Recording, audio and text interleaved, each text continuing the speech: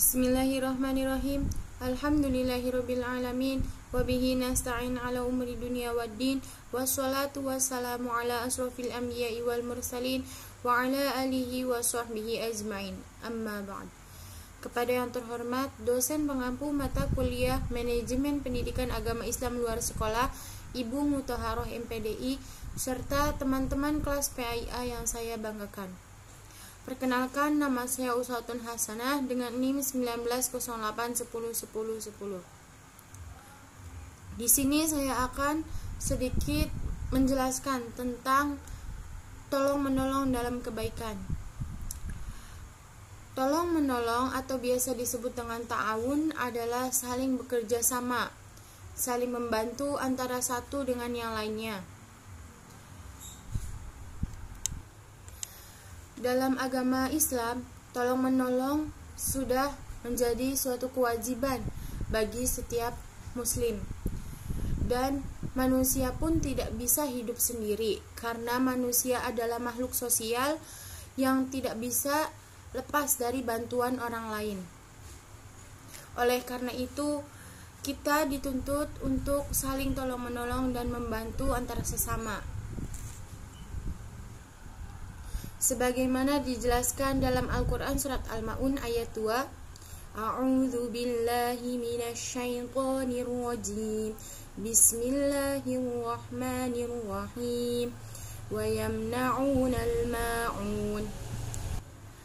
Yang artinya, dan enggan menolong dengan barang berguna. Nah, selanjutnya itu ada dalil tentang Al-Quran surat Al-Ma'idah ayat 2. A'udzu billahi minasyaitonir rajim. Bismillahirrahmanirrahim. Ya ayyuhalladzina amanu la tuhillu sya'airallah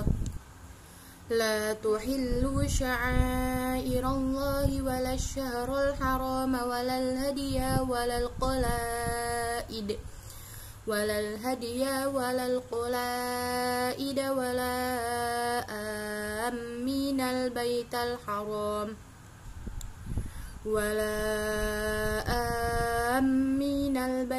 haram yabtaghuna fadlan min rabbihim wa ridwana wa idza halaltum fastadu wala yajrimannakum syana'anu qaumin an saddukum 'anil masjidil haram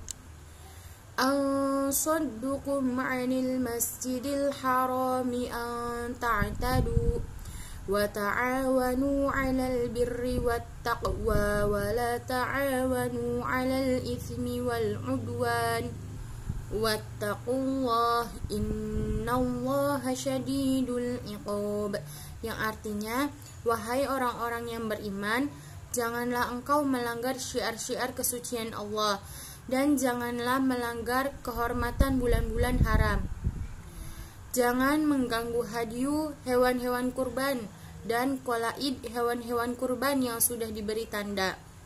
Dan jangan pula mengganggu orang-orang yang mengunjungi Baitul Haram. Mereka mencari karunia dan keridhaan Tuhannya. Tetapi apabila kamu telah menyelesaikan ihram, maka bolehlah kamu berburu. Jangan sampai kebencianmu kepada suatu kaum karena mereka menghalang-halangimu dari Masjidil Haram, mendorongmu berbuat melampaui batas kepada mereka, dan tolong-menolonglah kamu dalam berbuat kebaikan dan takwa, dan jangan tolong-menolonglah dalam perbuatan dosa dan permusuhan. Bertakwalah kepada Allah, sungguh Allah berat siksanya. Selanjutnya ada manfaat tolong-menolong. Apa saja sih manfaat tolong-menolong itu? Manfaat tolong-menolong itu sangat banyak, di antaranya mendapatkan pahala dari Allah Subhanahu wa Ta'ala, mendapat pahala yang setara dengan sedekah, tolong-menolong dalam bentuk takwa kepada Allah, mencegah suatu perbuatan zalim, dan masih banyak lagi manfaat dari tolong-menolong itu. Untuk tolong-menolong dalam kebaikan dan takwa, sebagai contohnya, bentuk tolong-menolong dalam kebaikan, yaitu ketika membantu korban bencana alam, memberikan sesuatu kepada orang yang kurang mampu, dan bisa juga dengan membantu tetangga yang sedang melakukan pernikahan, dengan membantunya itu dengan cara sukarela.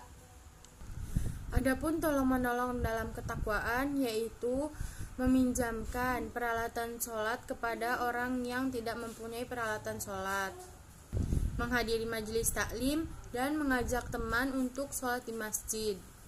Sedangkan contoh tolong-menolong dalam keburukan ialah berpartisipasi dalam minum khamar. Itu tidak boleh karena khamar sendiri pun adalah sesuatu yang diharamkan dalam Islam. Selain itu juga tolong-menolong dalam perampokan itu tidak baik. Mengikuti tawur pelajar, ribut antar kampung, dan masih banyak lagi contohnya. Nah, bagaimana sih cara membiasakan untuk saling tolong-menolong? Mari kita mulai dengan hal-hal yang kecil, seperti memupuk rasa peduli terhadap orang lain, belajar ikhlas ketika melakukan sesuatu, dan hanya mengharapkan keridhaan dan pahala dari Allah Subhanahu wa Ta'ala. Dan senantiasa berdoa kepada Allah agar Allah memberikan selalu petunjuk kepada kita, agar selalu gemar menolong. Kesimpulan dari ceramah kali ini yaitu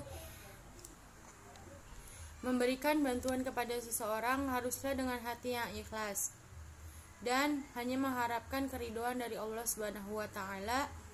Manusia itu harus saling tolong-menolong. Ada kalanya manusia dihadapkan dengan kondisi memberikan pertolongan, dan pada saat berikutnya dalam kondisi membalas pertolongan. Cukup sekian dari saya, kurang-kurangnya mohon maaf. Wabillahi taufiq wal hidayah. Wassalamualaikum warahmatullahi wabarakatuh.